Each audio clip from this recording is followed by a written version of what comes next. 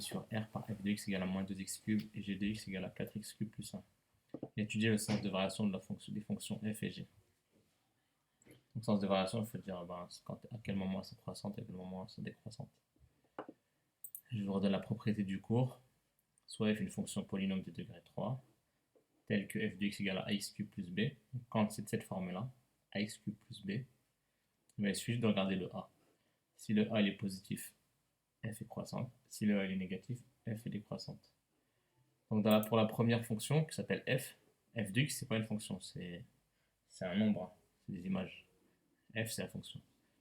Donc pour l'expression de la première fonction, qui est moins 2x cube, c'est bien de la forme ax cube plus b. Avec a, c'est moins 2, et b, c'est 0 plus 0 en fait. Mais nous, ce qui nous intéresse, c'est que le a. Mais on voit bien que moins 2x cube, c'est bien de cette forme-là. Si c'est de cette forme-là, on a une propriété qui dit que si a est positif, f est croissante. Si a est négatif, f est décroissante. Donc a est égal à moins 2. Moins 2, c'est comment? Or, moins 2, c'est négatif. Négatif, c'est strictement inférieur à 0. Donc, or, moins 2 est négatif. Donc, si moins 2 est négatif, la fonction f est décroissante. Voilà, c'est comme ça qu'on répond. Attention, il y en a qui m'ont mis moins 2x cube. A, c'est pas moins 2x cube. A, c'est un nombre réel. Donc, c'est le coefficient qui est devant le x cube. C'est moins 2, c'est tout. La deuxième.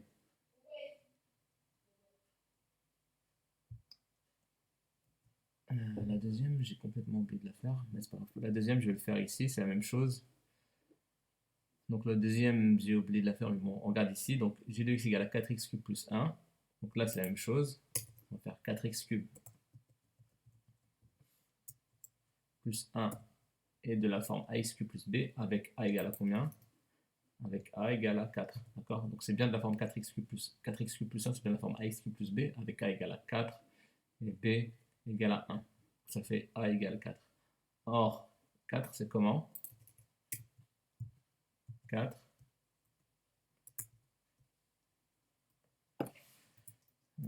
C'est plus grand que 0. Or 4, c'est plus grand que 0.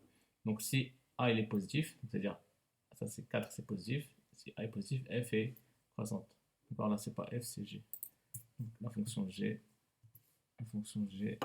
est croissante. Voilà, donc vous n'avez pas fait, là je vous l'ai fait en direct. C'est bon? Si vous avez une question, vous posez, c'est pas quelque chose. Ensuite, l'exercice 33. On vous donne, on a 3 fonctions définies sur R, et ça c'est les expressions des fonctions. D'accord? Relier chacune des courbes C1, C2 et C3 aux fonctions données ci-dessus. Donc là, regardez bien la courbe C1, c'est décroissante, croissante, décroissante. La courbe C2, c'est croissante, décroissante, croissante. Et la courbe C3, c'est croissante, c'est tout. Regardez, donc on va faire expression par expression pour la première.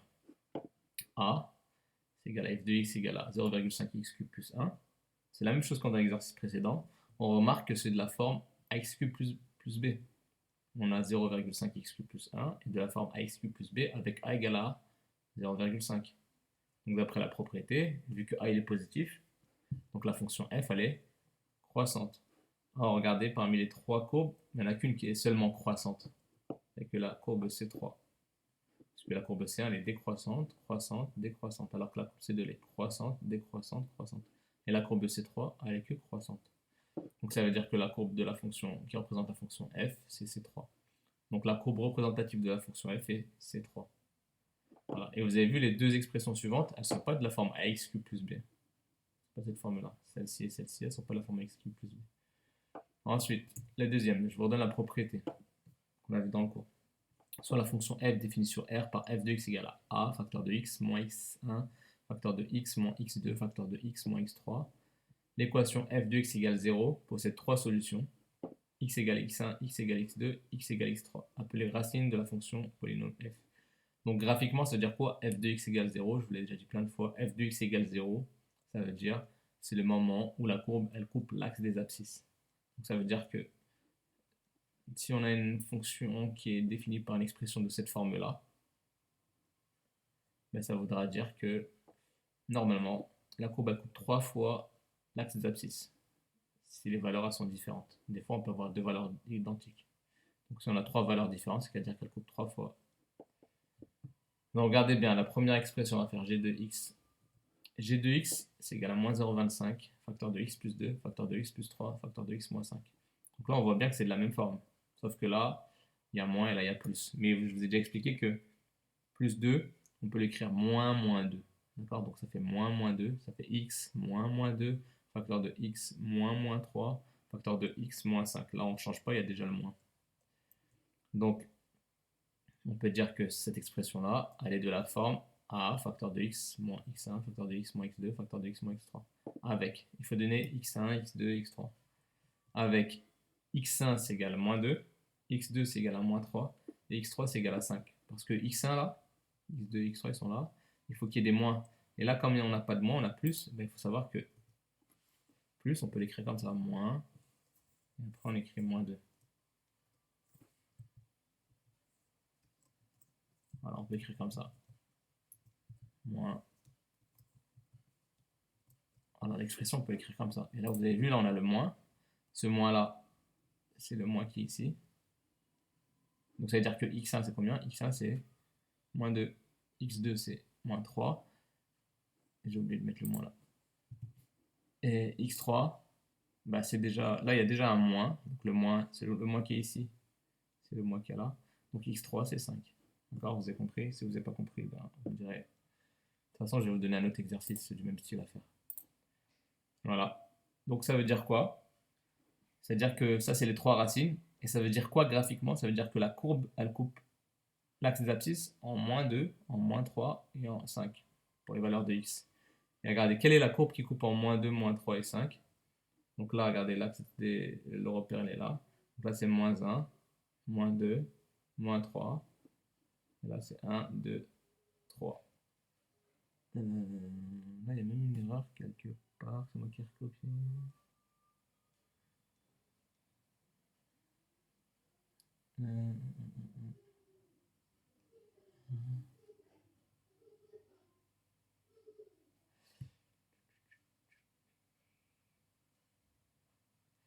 Là, ils ont dû faire une erreur dans l'énoncé. Parce que dans l'exercice suivant, c'est 1, 2, et moins 1. Ouais, là, ils ont fait une erreur dans l'énoncé. C'est qu'ici, l'expression, c'est pas moins 5. Ça devrait pas être moins 5, ça devrait être 3 ici. Ça doit être 3 ici. Donc si c'est 3 ici, donc là, ils ont fait une erreur ici dans l'énoncé. Donc les trois racines, c'est moins 2, moins 3 et 3. Et donc là, on voit quelle est la courbe qui coupe en moins 2, moins 3 et 3 pour l'axe d'abscisse. Donc c'est moins 3, il est là. Moins 2, il est là. Et là, c'est 1, 2, 3. D'accord? Donc c'est la courbe C1. D'accord? Donc, on peut conclure. Donc la courbe représentative de la fonction g est C1. Donc je modifie parce qu'ils se sont trompés.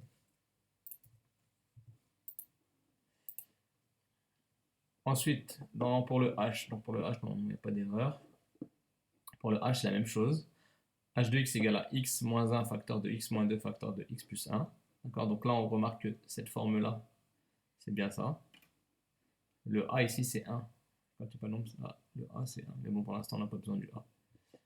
Donc, on a x moins 1 facteur de x moins 2 facteur de x plus 1 de la forme a facteur de x moins 1 facteur de x moins 2 facteur de x moins 3. D'accord? Ça, c'est la forme qu'il y a dans la propriété du cours. Là. Donc, là, vous avez vu, on a déjà le moins ici. Ici, on a déjà le moins. Mais là, c'est plus. Donc, je vous ai expliqué que plus, on va le transformer en moins. Donc, ça veut dire que x1, c'est 1. Parce qu'il y a déjà le moins. x2, c'est 2. Et x3, c'est moins 1. Parce que là, il y a plus. Et plus, il faut écrire moins 1. Alors, comme ça, on aura le moins ici. Et x3 sera moins 1. Voilà. Et quelle courbe coupe en x égale 1, x égale 2 et x égale moins 1? Donc pour x égale 1, c'est là, x égale 2, c'est là, x égale moins 1, c'est là. Donc c'est bien la courbe C2. Donc la courbe représentative de la fonction h est C2. Je fais un copier-coller. Voilà. Ensuite, le 100f, soit le polynôme de troisième degré, Donc on a l'expression qui est là. Déterminer ses racines puis son signe selon les valeurs de x. Donc les racines, c'est exactement ce qu'on vient de faire dans l'exercice précédent. Donc c'est exactement ça. Donc les racines, c'est x1, x2, x3. C'est l'endroit où ça coupe les abscisses. Donc moins 3 facteur de x moins 8 facteur de x plus 5 facteur de x moins 3 est de la forme a facteur de x moins 1 facteur de x moins x2 facteur de x moins x3. Donc avec x1 c'est 8 parce qu'on a déjà le moins, x2 c'est moins 5 parce que c'est plus là, et x3 c'est 3 parce qu'on a déjà le moins. Voilà, et donc on a donné les racines. Maintenant il faut étudier le signe. Donc pour faire le signe on va faire un tableau de signes. Comme là c'est un produit de 4 nombres. On multiplie moins 3 par x moins 8 par x plus 5 par x moins 3. Donc quand on a un produit, c'est parfait, il faut étudier le signe de chaque facteur. Donc il faut étudier le signe de moins 3, le signe de x moins 8, le signe de x plus 5, le signe de x moins 3. Et si on a le signe de 4 facteurs, ben on aura le signe du produit de tout le résultat de f de x. Donc on fait un tableau. Donc, dans le tableau, on va avoir le signe de x. Donc déjà dans la première ligne. Donc c'est défini sur un polynôme de degré 3, c'est défini de moins l'infini à plus l'infini. Après, on met les trois racines, donc on les met dans l'ordre de la plus petite à la plus grande, donc moins 5, 3 et 8, c'est celle qu'on a trouvée ici. On marque x. Ensuite, ici dans la colonne, on va marquer signe de moins 3, le premier facteur, signe de x moins 8, le deuxième facteur, signe de x plus 5, le troisième facteur, signe de x moins 3, le quatrième facteur, et le signe du tout, signe de f de x, d'accord, le signe de tout ça, quand on multiplie les 4. Après, on trace des traits.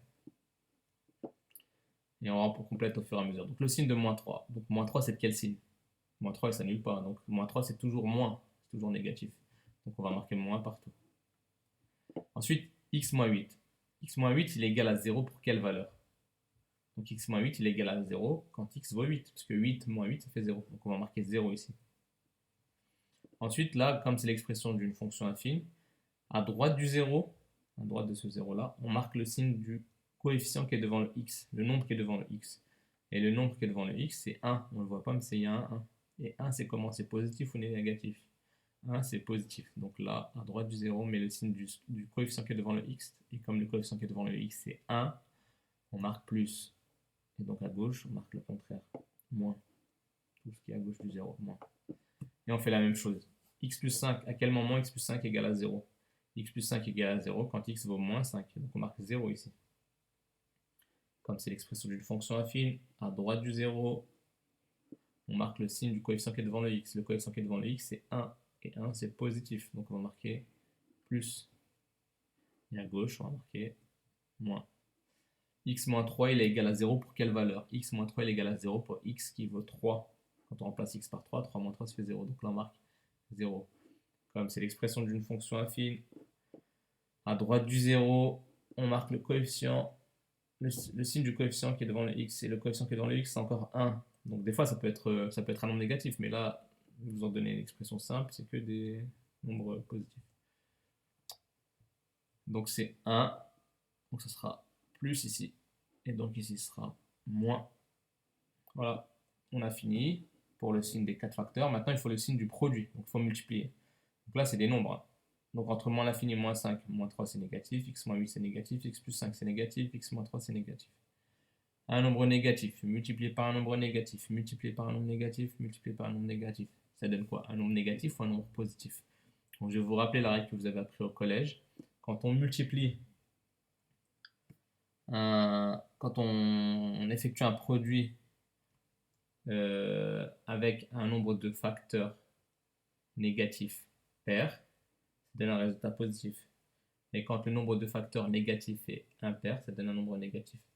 Ça veut dire quoi? Ça veut dire que ici, quand on compte le nombre de moins, 1, 2, 3, 4, donc 4 c'est impair ou c'est pair?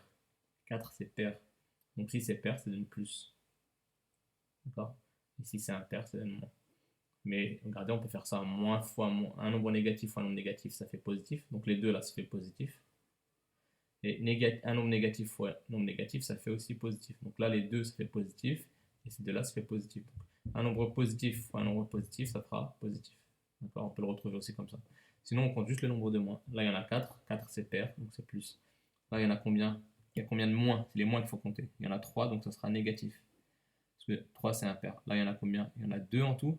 2 c'est pair, donc ce sera positif. Là, il n'y en a qu'un seul, donc 1 c'est impair, donc ce sera négatif. Ah oui, j'ai oublié. Donc un produit, à quel moment un produit est égal à 0? Un produit est égal à 0 quand l'un de ses facteurs est égal à 0. Soit x moins 8 égale 0, soit x plus 5 égale 0, soit x moins 3 égale 0. Donc c'est pour ça qu'on marque 0 pour les 3. Il suffit qu'il y en ait un qui soit égal à 0 pour que le résultat fasse 0. Parce que si celui-ci fait 0, 0 fois ce que vous voulez, ça fera 0. Donc on marque 0, et après, la règle des signes que je viens de vous indiquer. Voilà, on a répondu à la question A.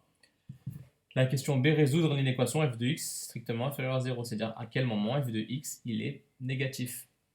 Pas égal à 0, négatif. Donc il faut regarder cette ligne-là, parce que c'est le signe de f de x qu'on veut. Et à quel moment c'est négatif? C'est ici. Donc c'est là. Donc c'est de moins 5 jusqu'à 3, et de 8 jusqu'à plus l'infini. Voilà, donc on marque f de x strictement inférieur à 0. Quand les solutions, c'est s égale. Donc de moins l'infini, je me suis trompé, c'est pas moins l'infini, c'est moins 5. Donc c'est de moins 5 jusqu'à 3. De moins 5 jusqu'à 3. Moins 5, on ne prend pas. Crochet ouvert. Pourquoi? Parce que pour moins 5 c'est égal à 0. Et là, est-ce qu'il est écrit égal à 0? C'est pas écrit égal à 0, il n'y a pas la petite barre là. Donc moins 5, on ne prend pas. 3 aussi, on ne le prend pas. Parce que pour 3, c'est égal à 0. On ne veut pas égal à 3. D'accord? C'est tout ce qui est entre moins 5 et 3, mais pas moins 5, pas 3. Union, parce qu'il y a un deuxième intervalle, de 8 jusqu'à plus l'infini. 8, on ne prend pas, crochet ouvert. Encore les crochets tournés vers la gauche là.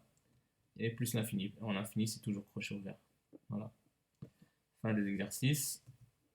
Pour jeudi, vous faites le 103.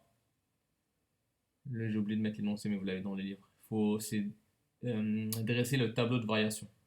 D'accord? Donc il faut donner les variations et faire un tableau de variation. Vous faites le 104. Et vous faites le 110 et 111. Voilà, avec les tableaux de signes. Il faut faire les tableaux de signes. Il faut d'abord trouver les racines, comme dans le 109 en fait. Et après faire le tableau de signes. Voilà. Et vous m'envoyez.